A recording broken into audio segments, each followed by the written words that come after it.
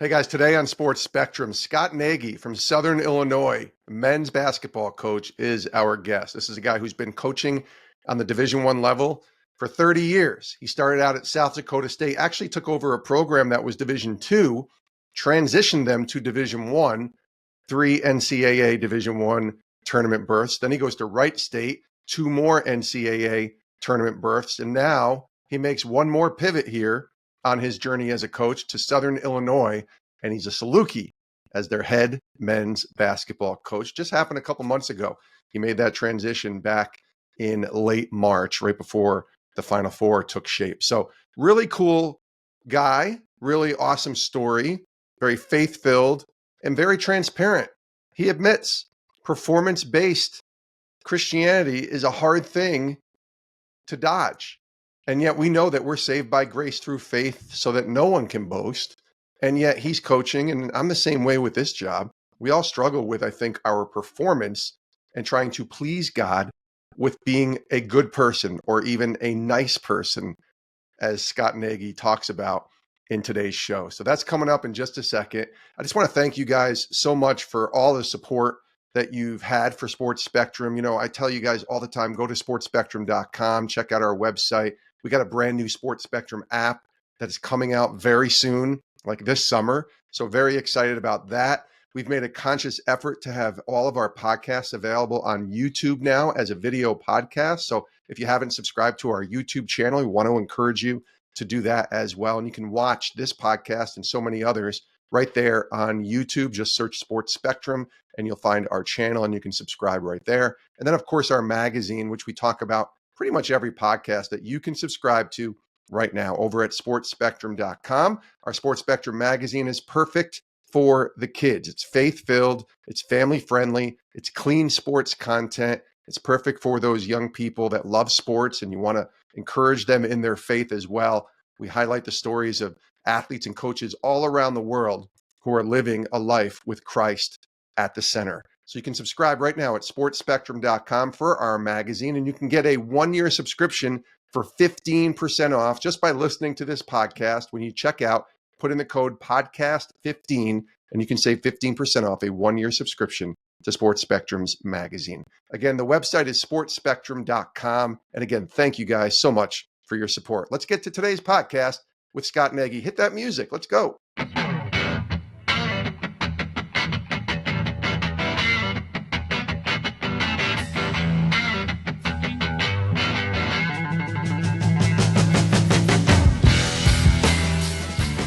Hey, Scott, welcome to Sports Spectrum.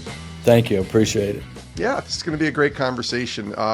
So I always like to start our conversations with Jesus and with faith. I just think it gets the conversation centered right. It gets you and I centered right, and kind of pointing it, the deflection off of ourselves and onto Jesus. So let's start with him. Tell me about your faith and Christ in the life of Scott Nagy.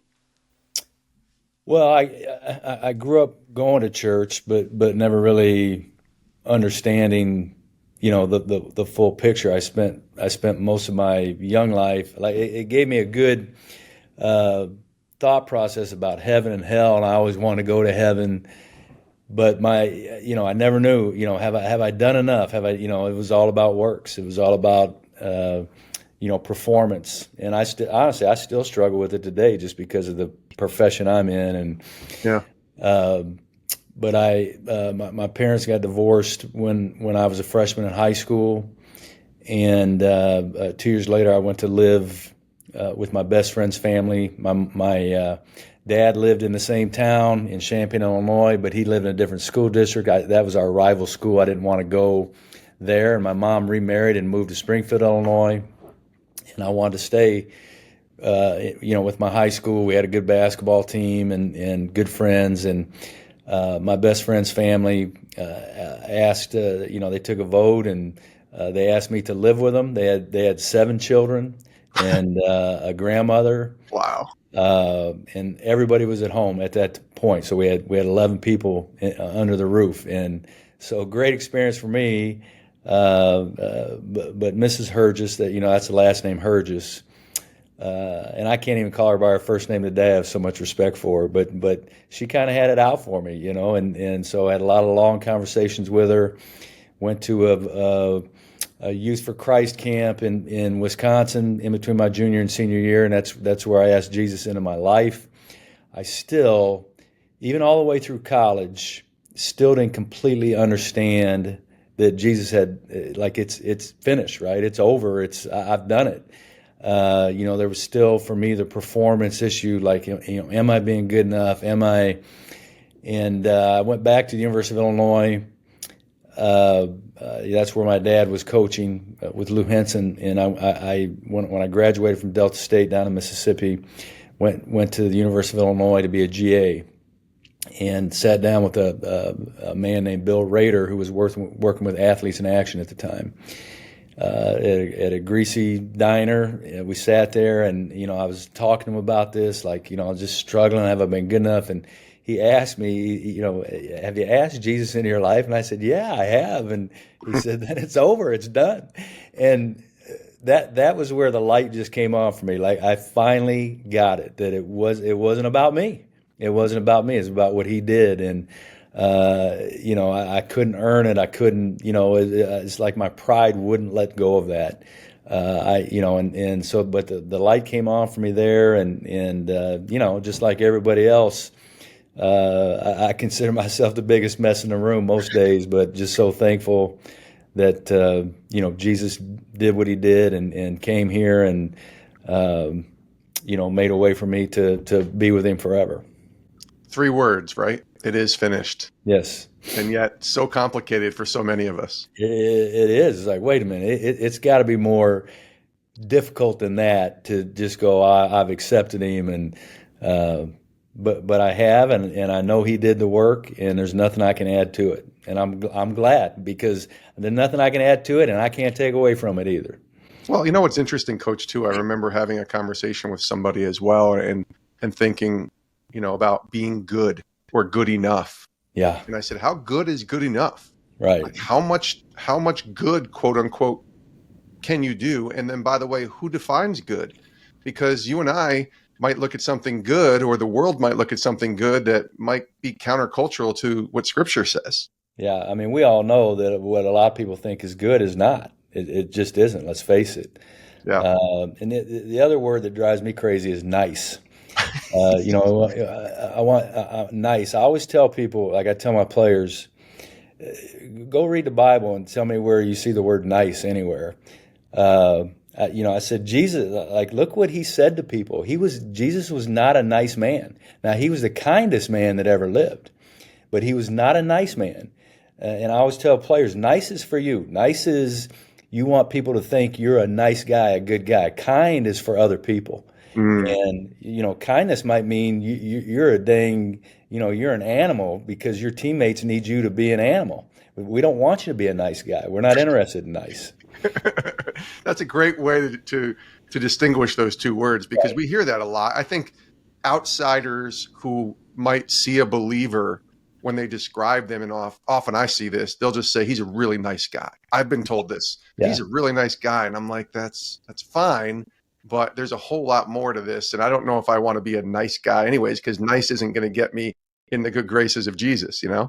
Yeah, and I hear all the time, oh, great guy, everybody likes him. And as soon as somebody says that to me, I go, well, what's wrong with him then? Because he's clearly not making somebody mad. He just wants everybody to think he's a great guy. And, I mean, not everybody liked Jesus, let's face it. There were a lot of people that hated him, or they wouldn't have killed him. Totally. Played college ball at Delta State, and then you go to Illinois. And I thought that was really interesting. As a kid, I was graduating high school. I was in high school in the late 80s and early 90s, and remember college basketball, and remember some of those Illinois teams too. I think it was particularly the 89 team, if I'm remembering correct. So you were around some pretty top-notch players. What was that experience like? Because I have to imagine that alone was what was catapulting you, not only in your faith, like you said, but also to go into this coaching thing. Yeah, and even as a GA at Illinois, I was still unsure, like, is this what I'm going to do? My dad did not want me to go into coaching. He begged me not to. But going to Illinois, I mean, it was incredible just going to practice. That team we had, maybe the most athletic team I've ever seen ever. I remember one game, we went over to LSU, and they had Chris Jackson, and he was a great player. And Chris had 27 points and fouled out with 9 minutes to go in the game. I mean, we struggled to guard him. Yeah. We gave up 100 points to LSU, and we beat them by 27. I mean, that's how good that team was. And I think we lost 4 or 5 games all year. Rattle off a few of the names of the players that were on that. So you got Kendall Gill, Nick Anderson, Marcus Liberty, Stephen Bardo, Lowell Hamilton, Kenny Battle, Larry Smith. I mean, like 5 or 6 guys that played in the NBA. Some long stints, some short. Yeah. But just an incredible basketball team. The center was 6'7", and the point guard was 6'6", and everybody was in between that, and just as athletic as we could be. And I enjoy going to practice every day because just athletic freaks, really. Yeah. Those were some great teams. I remember watching them, and I think Michigan won the title in '89. And we beat Michigan. We pummeled Michigan twice in the regular season. And then Frieder left, and the other coach took over and took them to the championship, and we played them in the Final Four, and they beat us by 1. Yeah, that was Glenn Rice and Ramil Robinson and those guys. They had 5 or 6 pros too. I mean, when we got together with those teams, it was incredible. Lloyd Vaught, yeah, they were stacked. You were stacked. It was a lot of fun to watch, and I was a high school kid watching it. To me, that was where college basketball, where I fell in love with college basketball, was that time frame. So you said Dad didn't still want you to coach. You still weren't fully sure that you were going all in on this coaching thing. What was the moment or time frame when you said, yes, okay, God, you're steering me towards this coaching thing? Yeah, I was a little unsure. I thought about going and working for Athletes in Action. And I guess I really don't know if there was a moment. I applied for a job at South Dakota State, I was GA. I didn't have much experience in terms of recruiting or any of that. But the coach there, Jim Thorson, wanted somebody that had Illinois ties, and so he hired me. And so that was my start of staying in it. I remember Dad driving up there with me, dropped me off, leaving the next day. I'm in South Dakota and don't know anybody. I've never recruited. I didn't have a clue how to do anything. And and my dad was great about that. Like he would not baby me. It's like, basically, and I've kind of adapted the theory. It's like, sometimes players need to know everything, and I can't answer every question. I call it the FIO, figure it out. Just figure it out. And that's what I had to do. And I look back at that, and I'm thankful that's the way he treated it. Well, South Dakota, interestingly enough, is where after you go through a few innuations of other coaching opportunities, in 1995, you become the head coach at South Dakota State, and you're at 28, 29 years old at that time. If I'm going back and as you reflect to that, who is that version of Scott Nagy compared to the guy I'm talking to today? Well, one, I had no idea what I was doing again. Here I'm a head coach at 28, scared to death. And I remember telling my wife, if I screw this up, where do I go? The normal path, right? And I'm on it much quicker than most people are. If I screw this up, like, where do I go from here? And but I was brutal in terms of how I talked to the players, how I got after the officials, how I was just much more emotional, much more. I was really hard on the players. Now, we won. I remember the first 3 years that I was there. We won the league all 3 years. The first 3 years, we were 75-10 after 3 years. We lost 10 games in 3 years. Wow! And I remember my dad saying, "You got to get out of there. You got like you're not going to make any more friends there. You got to get out of there." And of course, we stayed 21. But it was, I was really hard on the guys. I in film sessions and in front of everybody. I'm much more gracious now. I think my wife has helped me with that. If I have to be hard on somebody, I'll do it much, more individually. Like if we watch film, and I still have my moments where the old Scott Nagy comes out, but I'm much more gentle with the players. One, because I don't think they, people want to say what they want to say, but I know 30 years ago, kids could handle it better than they can handle it now. in terms of Totally. the criticism. Yes. But also, I want to talk to them like men. And I think a lot of times I didn't back then. I was learning, and winning was the most important thing to me. And so I was brutal. I really was. 21 years is a long time. Was there a point where you were just like, all right, this is where I'm going to be for forever, maybe? Because 21 years is a big amount of time, a long amount of time to be at a place. And then the pivot happens, pivot number 2, because we're about to talk about pivot number 3 as well. But pivot number 2, and you go to Wright State, which you were there for 9 or 10 seasons. That's a long time to be there. What was it about Wright State and the opportunity after 21 years at South Dakota State? Well, one, when I went to South Dakota State, we were Division II, and we went to 8 out of 9 NCAA tournaments, won 80% of our games.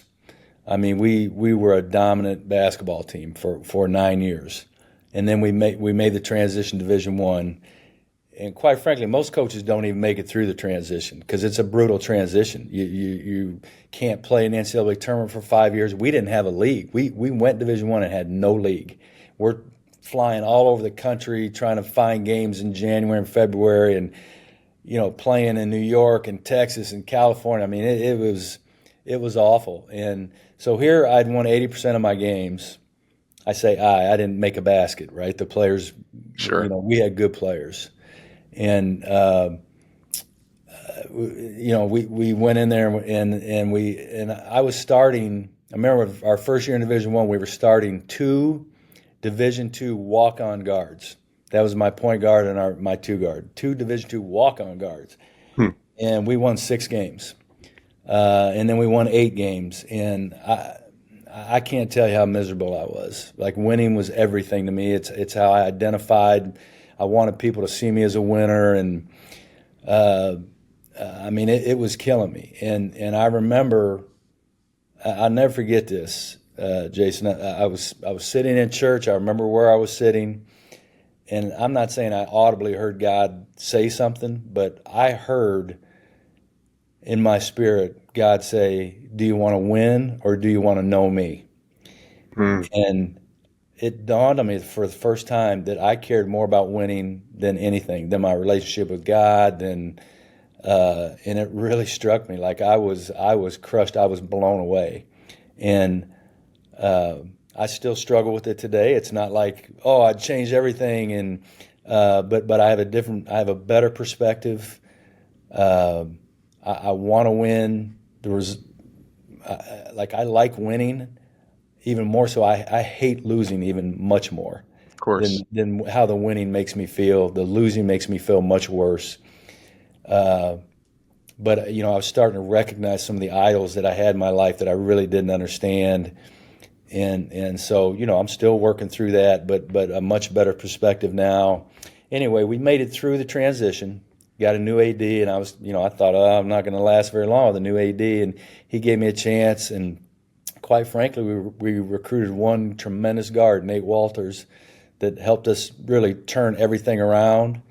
And, we went to 3 NCAA tournaments and got in a league and had success. And I did. I thought I'd probably retire at South Dakota State. I figured, been here this long, people aren't going to look at you. And I got a call from a headhunter that was saying, there's this school in the Midwest. He wouldn't tell me who it was. Would you be interested? And of course, I'm always interested in looking and doing those things. So, when the season was over, we got beat by Maryland in the NCAA tournament in 2016. And, I found out it was Wright State and talked to the AD, loved the AD, tremendous guy. And really, I felt like, Bob Grant's his name. And the reason Wright State was such a great job was because of my AD. He loved basketball. It was new to go to a school that didn't have football, and basketball was king. And I liked that. We had a great practice facility. All the things were new. You don't find out all the negatives until you get there, right? Just like with Southern Illinois, I mean, there's going to be some things I'll figure out that this makes it a little more difficult job. But every job has its challenges, and But we went to Wright State, and they had been doing okay, but not how Bob wanted to do. And so we got there, and the second year we got it turned around quickly. Went to an NCAA tournament, won 3 conference championships, went to another NCAA tournament. So probably the best 8-year period that Wright State's ever had. And I wasn't looking for a job. I wasn't looking to leave. I really wasn't. Yeah, when I called you, you were still with Wright State when we set up this conversation a couple months ago, and then everything happens, and this pivot to go to Southern Illinois takes place.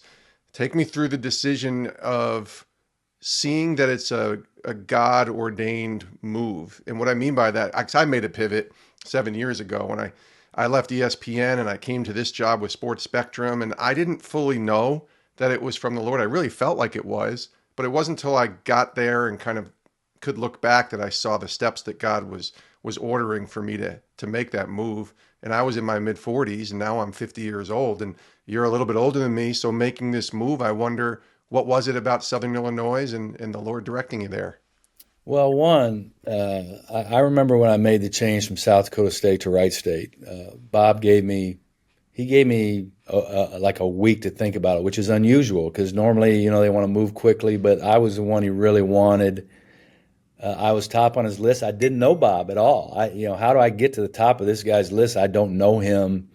And, but he gave me the time because it was an incredibly emotional decision for me to be someplace 21 years. But I remember the day that we had the press conference at Wright State was probably the lowest day of my life. I got up that morning and I could hardly function.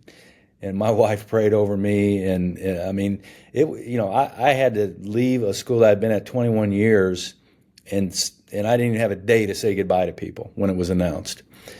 And emotionally, it was very hard for me. And, I knew our kids, everything our kids knew was South Dakota.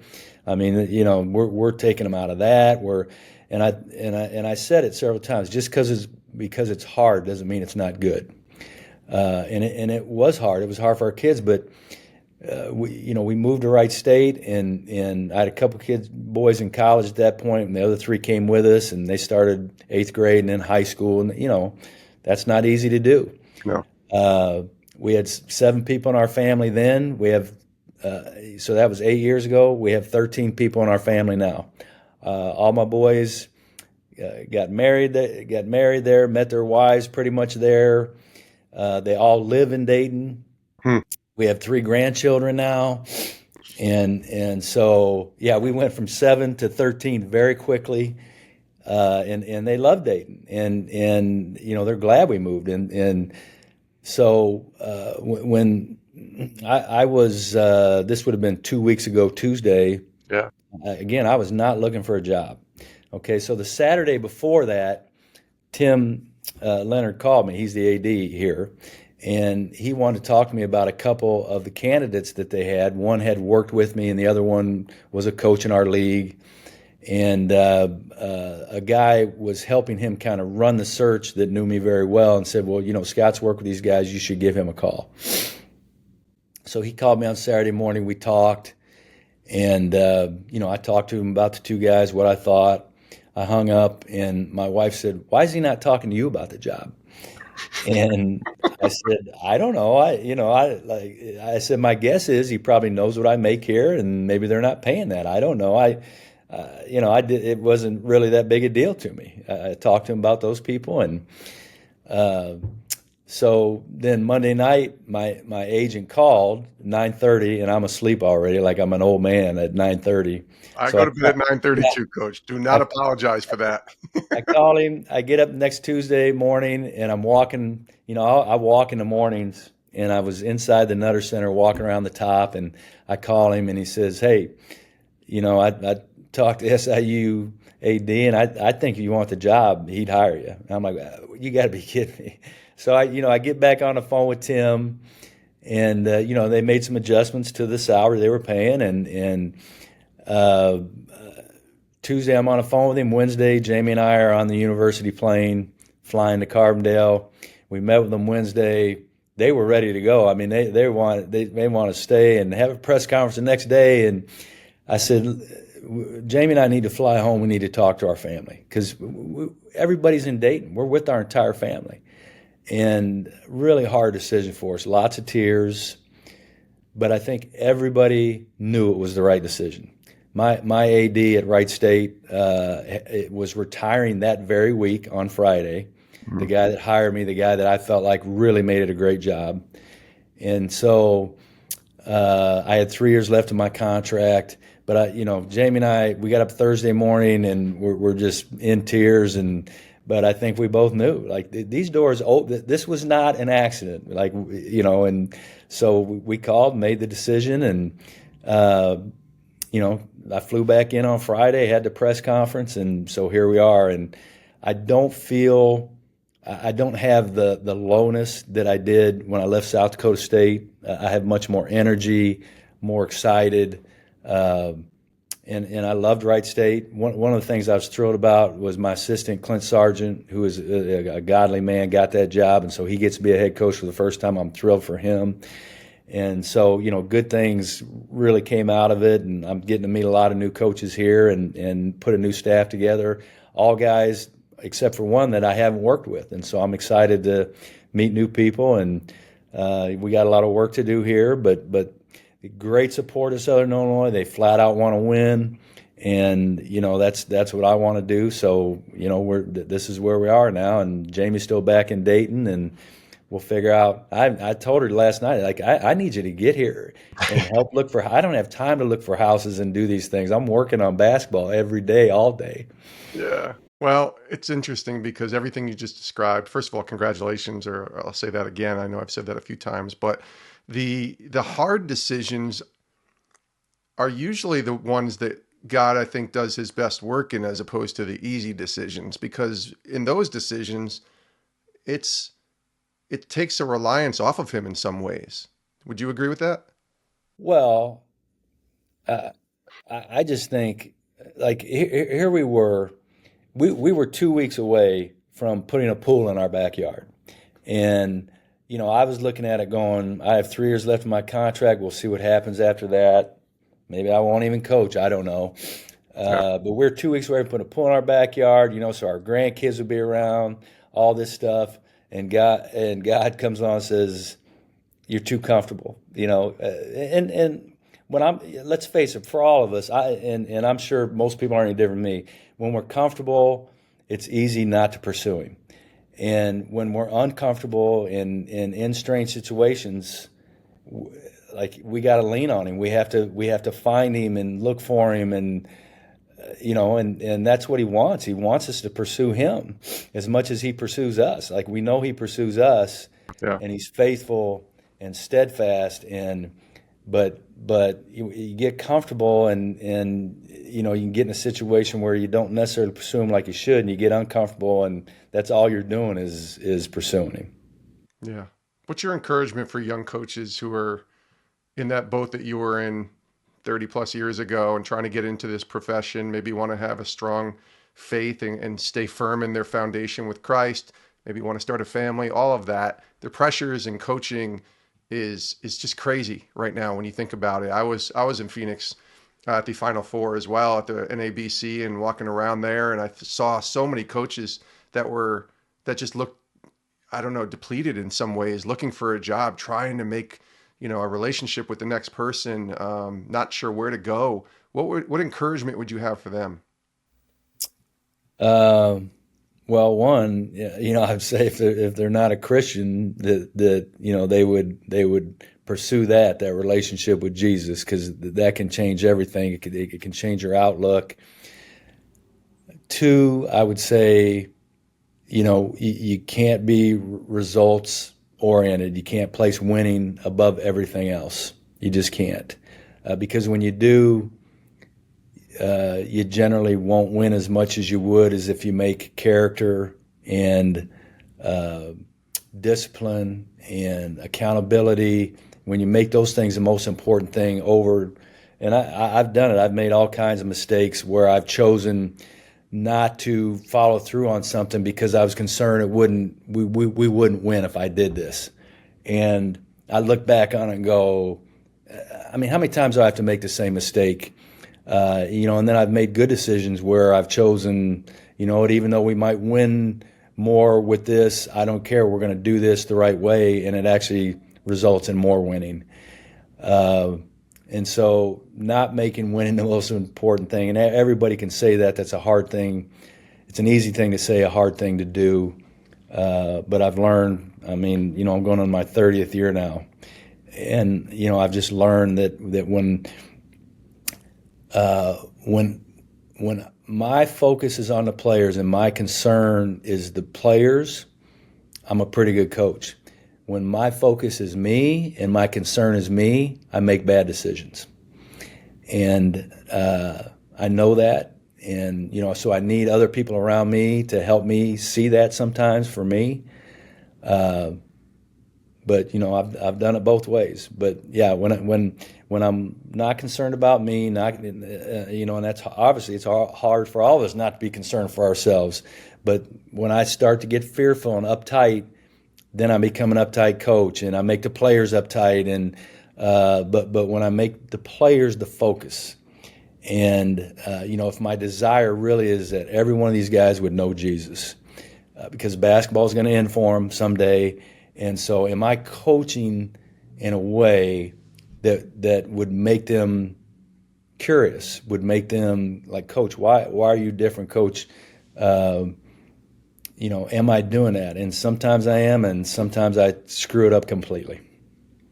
He is Scott Nagy with Southern Illinois. As we wind down here, I want to ask you about gratitude. What's your level of gratitude right now, and what are you most grateful for when you think about the life that God has allowed you to live? I mean, I can't even tell you. One, like, obviously for God and his love for me, when I know me, and he knows me even better, and he still loves me, and right. And what he did for me. Everybody talks about what Jesus did, but what about the Father? What about what the Father had to go through watching his son and turning his back on his son because of me? And having kids, you understand that a little better about just how hard it was on the father too. So I can't, like, my wife is incredible. She pretty much raised 5 kids, and she's an incredible mom, an incredible grandmother, an incredible wife, and has backed me and backed me. She's the best. And then, I honestly, I can't believe sometimes when I think about, I get paid what I get paid to coach basketball. I mean, it blows me away. Sometimes I think about, like, this is just basketball, and why is it so important to people? Why? But it is. And I'm not saying it shouldn't be, but Right. sometimes I think, I'm not out here solving the world's problems, and I'm coaching basketball, and there's people that are doing way more important things that aren't making near what I make, and so I'm grateful for that. I walk around a grocery store sometimes, and I look at people and I think, how are people making it? Yeah. Everything's so expensive. How are people? And I don't, think, and I'm grateful that right now I don't have to be overly concerned by that. I don't have to wonder where my next meal is coming from. I've been to Haiti. We adopted a little girl from Haiti. I've been around people like, and everybody said, well, they think the people in Haiti or somebody like that would have weaker faith. No, those people, I look up to them. Are you kidding? They have to rely on God for where their next meal is coming from. Never have I had to do that. Not one time in my life have I ever had to wonder, where's my next meal coming from?